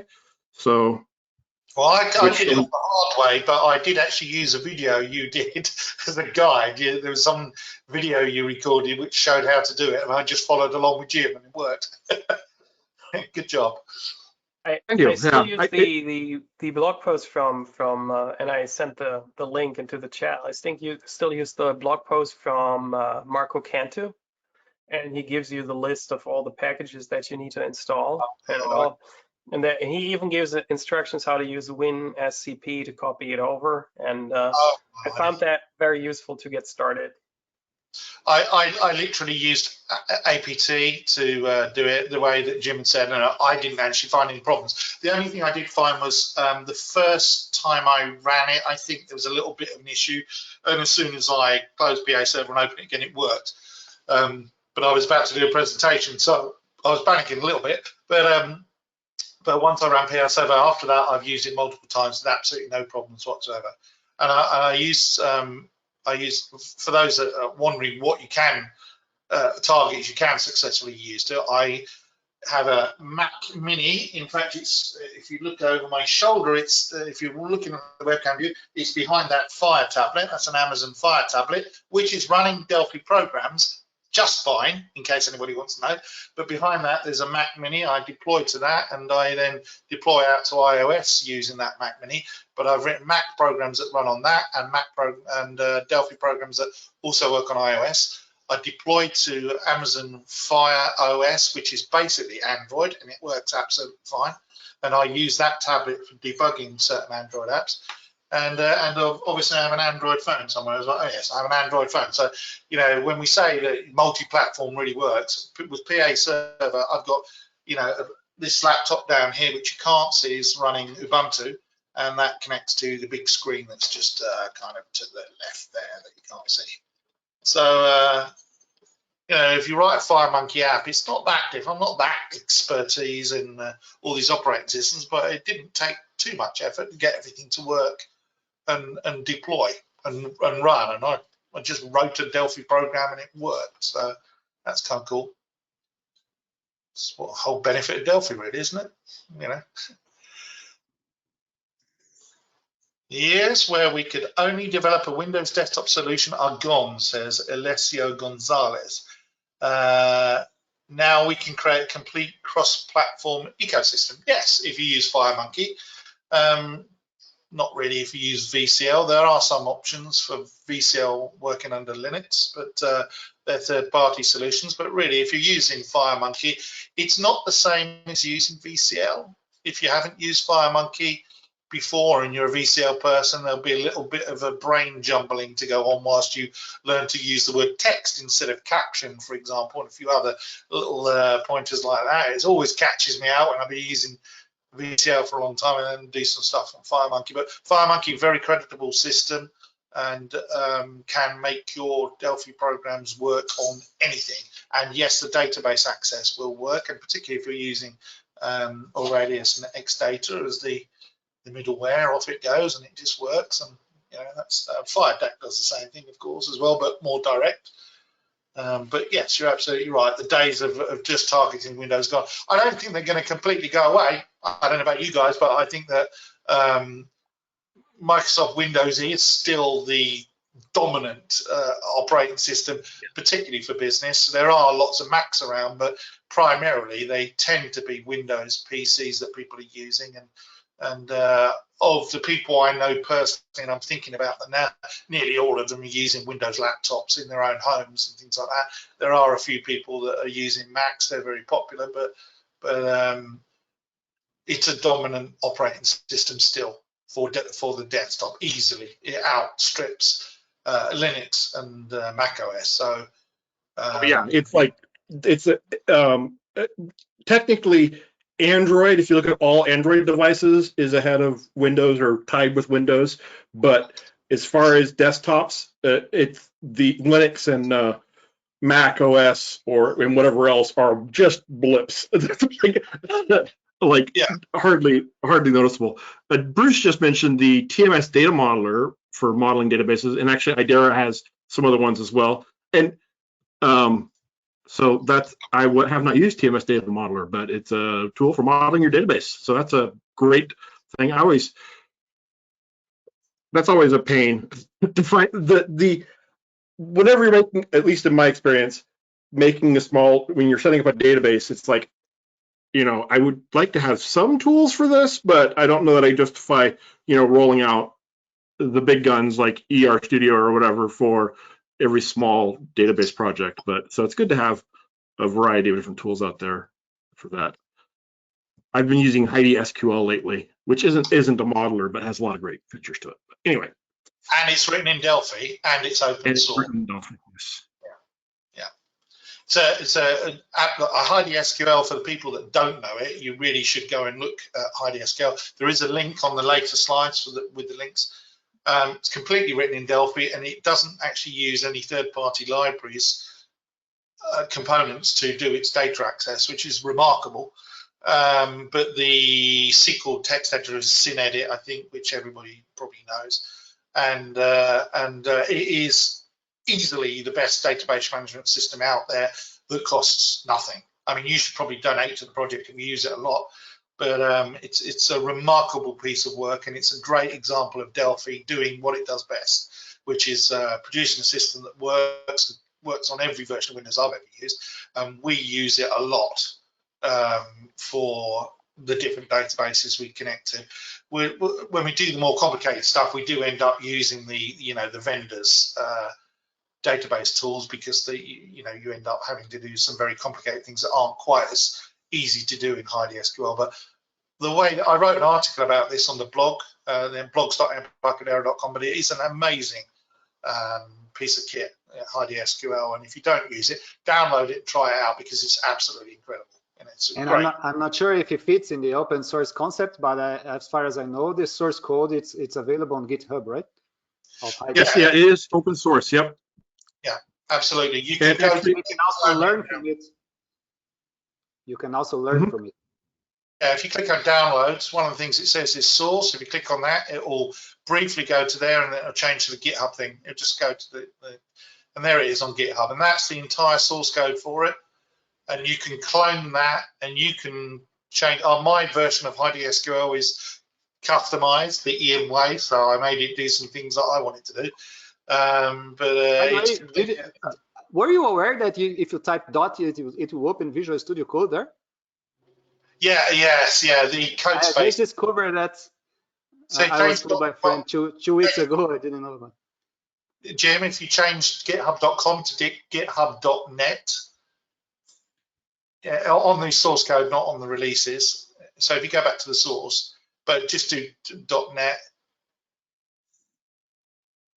you actually need to do it on the source code. So if you go back to where the source was, so go to the GitHub and then go to where the source is. So click on code there, and then now change that .com to .net. Oh, is it .net? Just press the dot key. Oh, it might be .dev. I think it might be .dev actually. Oh, I just pressed the dot on my keyboard. There we go. There you go. So that now is Visual Studio Code with all the source code open in it. Now, what we need to do is talk to GitHub and see if they'll do the same thing for opening in Delphi. But this is running Visual Studio VS Code in the browser, because VS Code is that's interesting. Right. And so if you click on the source and then click on one of the pass files, just any pass file, that one, it should open it, and in a second you haven't got any extensions loaded, but if you've got the .pas extension loaded in your Visual Studio Code on your machine, it will actually do highlighting, text highlighting. So if you install the extension for Pascal, which I think it's Pascal, yeah. And now go back to the code and refresh it. It'll, no, this just changes it to look like Delphi. That's the only thing. Yeah, you don't want to do that. Yeah, it's not that. See, if you look down, it's not available in the web view. Yeah, if you look at Pascal Magic, I think that might be it. Here we go. Install that. You might want to change your your theme back to disable that, probably, or like that. So if you now go to the preview, readme.md or whatever the source code was.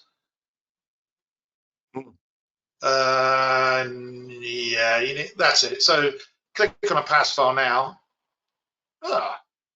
I'm getting an error here.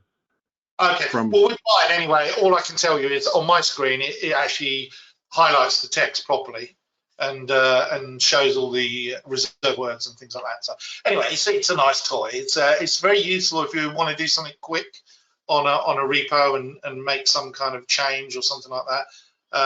But I don't think you have the right bits installed on yours. I've got all sorts of extensions on my Visual Studio Code, so maybe I've just hacked to have something that works. I don't know. But it's good. It's very cool that they do this. It's not enabled, I think. Yeah. Oh, there you go. And now go back to the source. No, I'm still getting an error here. Yeah, but it does No, change. but it worked. If It you did look work. at it, Everything's looking like Delphi source code. yeah. So it looks like it, and you can, you know, Control Plus and zoom up the code and stuff like that. But it's a very interesting tool. You know, I mean, Visual Studio Code It's a nice way to browse the source code better than browsing the GitHub. Oh, absolutely. And I have to say, given the idea of just bought Ultra Edit, and therefore it's coming into the kind of big nebulous Idea and Embarcadero group, Ultra Edit is also like this and does some very, very interesting things to do with FTP servers and stuff like that. I'm waiting to see what happens now that it's an Idea property. I think that obviously it would make sense that they do some more stuff with Delphi and C++ builder. So we're all we've got our fingers crossed. Where's the camera? Fingers crossed that something interesting is going to happen. And it's a great tool. I used it a lot back in the day, particularly when I did some C programming and stuff like that. Ultra Edit was streets ahead of everything. I use Notepad++ at the moment, but I would change in a heartbeat to Ultra Edit. It's a much better editor, in my opinion. Yeah. I believe Toad for Oracle is still developed in Delphi. I heard not that long ago that it was still being developed in Delphi. I'm not sure if that's still the case. Roland mentioned that the Toad SQL Server he thought was in .NET, but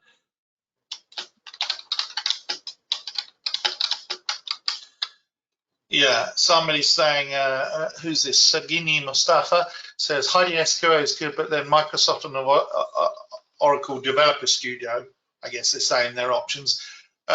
Yeah, they are, but you know, it just depends which way you want to go. The MySQL Workbench client app is also very good as well, but Heidi SQL is universal portable. Normally, if we're going to do something on a server that's already got a customer's MySQL database on there, and we have to do something with it, we actually install Heidi SQL. They've got a portable version that runs just from a folder, so you don't need to install anything, and then we do stuff with that. So it's great. It's very useful. See, look, Jim, you've got the full, you know, does everything. yeah. Jim has now found his new toy. That's the end of Jim.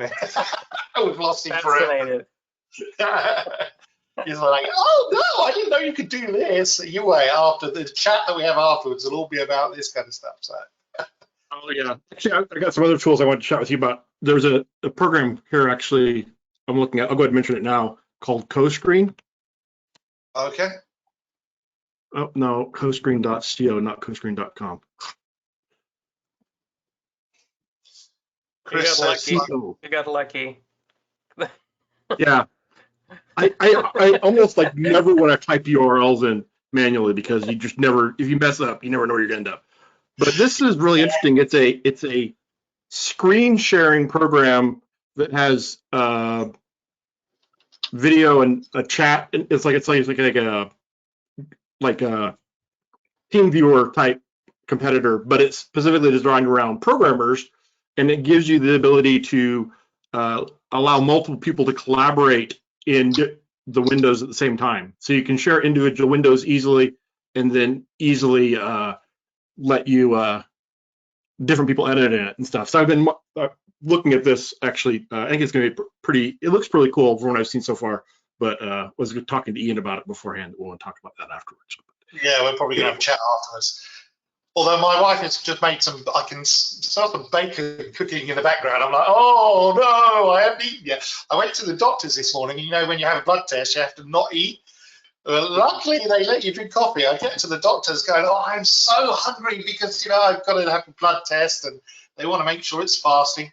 And the first thing they tell me is, oh yeah, we don't need you to fast for these blood tests. This doctor, I'm like, oh no, I passed by so many places selling breakfast. It was very frustrating. Now all I can smell is this bacon floating into my room. It's quite frustrating.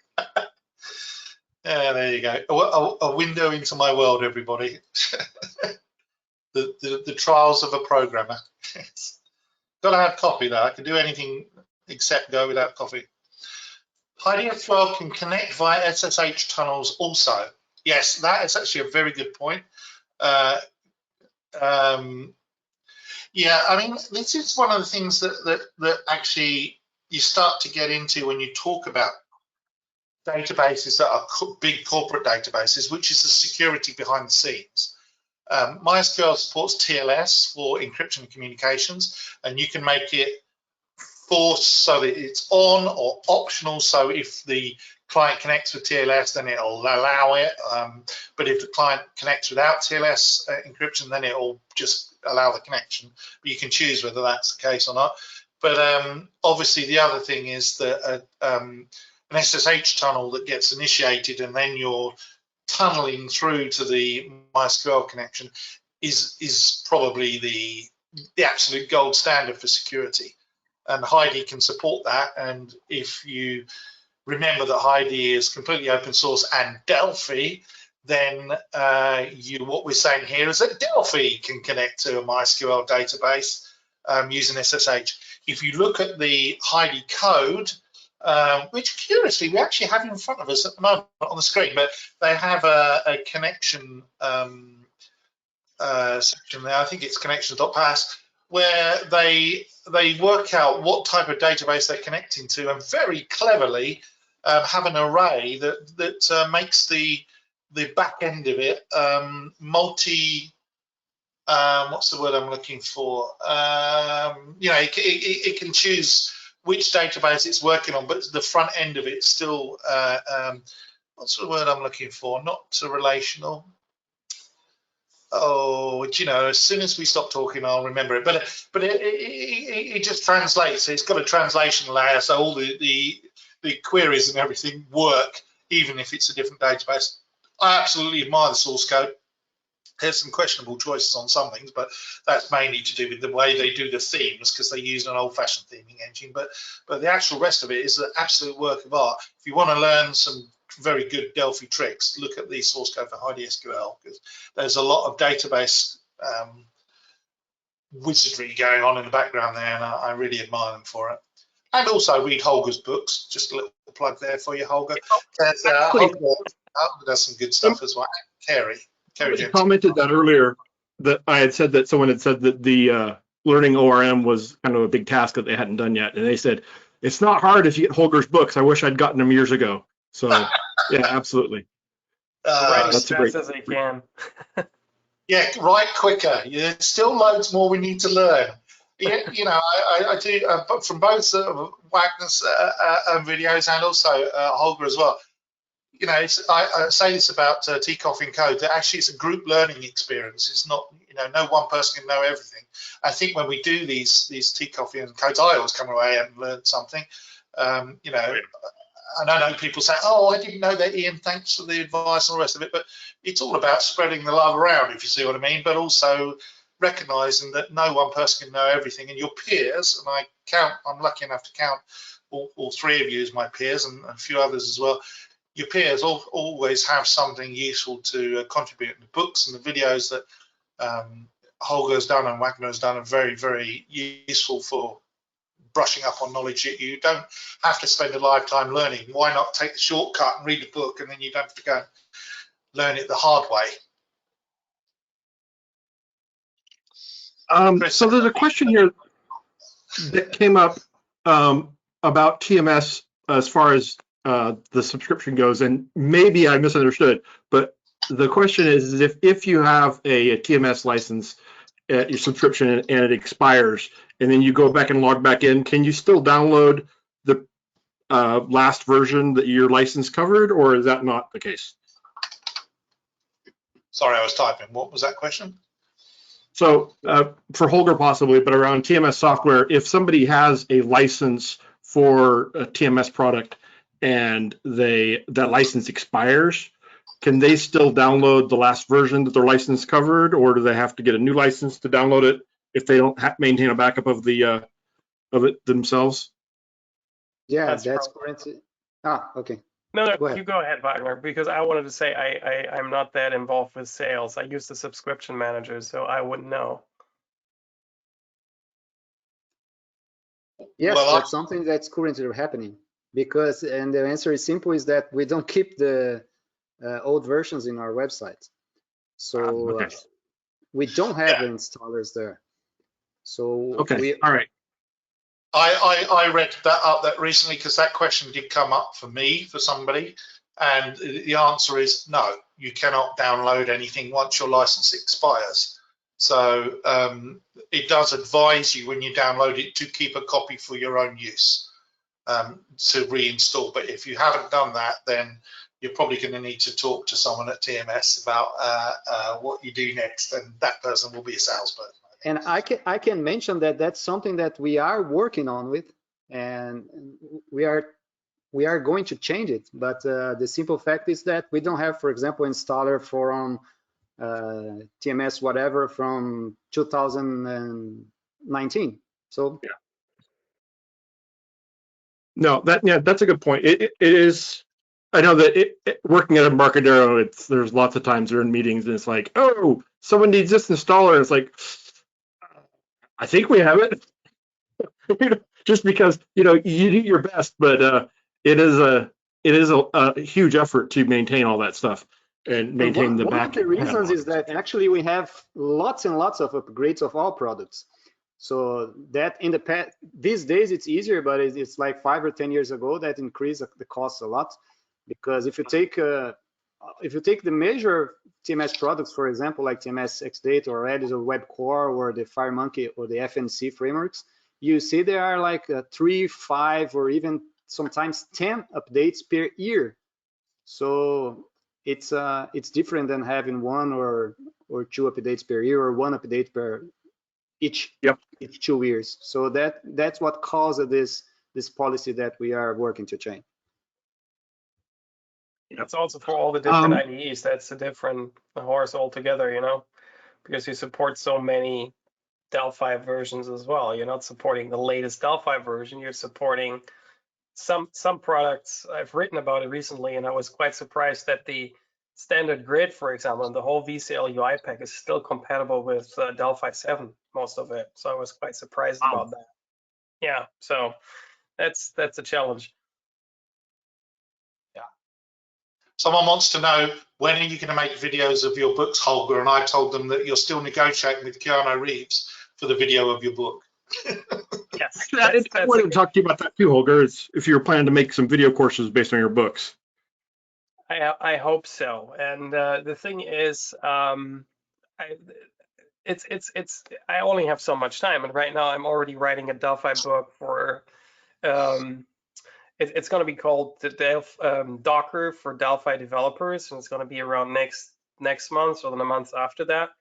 So for me, it's always, I want to do new stuff, and it's tough to redo videos on old stuff, but I'm definitely considering it. And I've heard that Jim, as the evangelist, is also giving us the opportunity to produce these courses. So that's great that Delphi courses are being, featured on the blog at Embarcadero, for example, and stuff like that. So it's good that Embarcadero helps us to promote our stuff that we produce for Delphi too.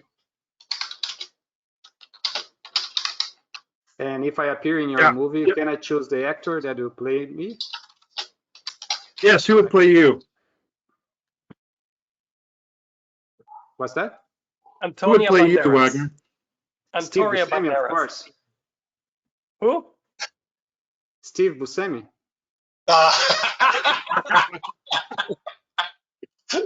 Yeah. I would get Arnold Schwarzenegger for me. or someone like, I don't know. Yeah, it's a good question. Those interviews have really provoked some interesting responses from people, and I think all the developers that so far. By the way, if you're a developer, if you want to be interviewed, please email me, and I will give out my email address because I give out my email address all the time. It's ian.barker@gmail.com. I get enough spam, and I have a good spam filter, so forget spam. I'm not too concerned, but if you would like to be interviewed and you are a developer, if you go to the blogs, it's blogs.embarcadero.com, and the articles are called, and this is Jim's fault because Jim came up with this idea, but what is it like to be a developer, and then the name of the developer. We wanted to try and encourage people to see what it's like to be a professional developer, because not everybody that watches these videos is a professional developer, but also we want to encourage people who are thinking about becoming a developer or maybe work in a similar industry but haven't quite got to the point where they have made the plunge to get into development. We wanted to sort of demystify that process, but also, you know, for the interest of other developers. So if you are a developer, please email me that you're interested. And as long as you're not insane and going to stalk me or something, I will send you a document. And if we can, we will put your interview up on the blog. We've had some very interesting. Emailing you right now. I can see it. Wagner is emailing you right now. Oh, yeah, Wagner's already on the list, so I don't need his email. Jim's the only one I haven't got down to, but there are some very interesting people, and we have actually, I've got some feelers out to a few people who, I won't mention who they are, but they work for some large companies, and they are very prominent developers, and they've suggested that they might be interested in doing it. So we're not just looking for Embarcadero people, we are looking for people that are developers in general. You know, that's what we're trying to do, is to obviously it's helpful if they use Delphi, but or C++ builder, but it's about the general idea of development in general. And I'm sure everybody that's watching this is either using Delphi or C++ builder or has used it and still has an interest in it. Otherwise, why are you watching? You know, it's a bunch of people talking about stuff, isn't it? So yeah. That's the way it is, and it doesn't hurt. I can confirm. Yeah, it's completely painless, and we're very nice to you. We say, you know, go ahead and you know, go ahead and answer the questions you feel comfortable asking. I don't want to ask anybody a question that they've got a problem with. And if you think there's a question I should have asked that would have been a cool question, put it into there, and we'll try and include it in the interview. We do edit the interviews because obviously there are some legal requirements about what you may or may not say. And I try and, if English is not your first language, and you know, your English is not that great, don't worry. I will edit it and make it more palatable, shall we say, or more accurate on the grammar or something like that. But generally speaking, I try, like Sunil, for example, I didn't want to edit things to make it not like Sunil, who was one of the people we interviewed, is a developer based in India. It doesn't make sense if I just write it in Ian speak. You know, I want genuine answers from the people who are the developers. So go ahead, email me, ian.barker@gmail.com. And talking about different languages, I think this is the last time I'm on Coffee and Code before Code Rage Germany happens. It's going to be September 9th, I think, Code Rage Germany, in case we have German speaking Delphi developers on right now. It's going to be September 9th, if I'm not mistaken. And as far as I know, it's free as always. Great sessions. Matthias Eising is hosting as always. Oh, fantastic. Ian, can you put your email address in the chat? There's some people asking about it. Sure. Oh, see, now I've opened the floodgates. Let me find the chat. Hold on. There we go. So like Ian. Yeah, it's my name, Ian, as many Americans for some reason want to pronounce it. But my email is fairly simple. I was one of the first people ever to use Gmail. I was very lucky, and so I got my name as a Gmail email address, which means, of course, that every other Ian Barker in the entire world, and there are many millions of them apparently, who's got a number at the end of their Ian Barker, I get all their emails. So it's quite interesting. I have to say, there is a guy called Ian Barker who's the head of youth football for the United States. He happens to be British. He also has, let's say, has got a short haircut, and he's much slimmer than me, but luckily he gets it because I get a lot of his email and I forward them to him and say, this was for you, wasn't it, Ian? He's like, yes. Yeah, but it's fascinating. Gmail's got a problem there. Well, we need to wrap up. I have some other stuff I got to get to as well. I always enjoy these, but glad everybody could make it out here, and looking forward to doing more in the future. Thank you to Ian and Holger and Wagner for being part of this. You can find out more information. We had the link shared earlier, but check out TMS's products. Holger has some books, and Ian's got a lot of great blog posts as well. You can find them all online. So thank you so much, guys, and thanks everybody for joining us. Thank you. Thank you. Bye-bye. Thank you. Bye, everybody.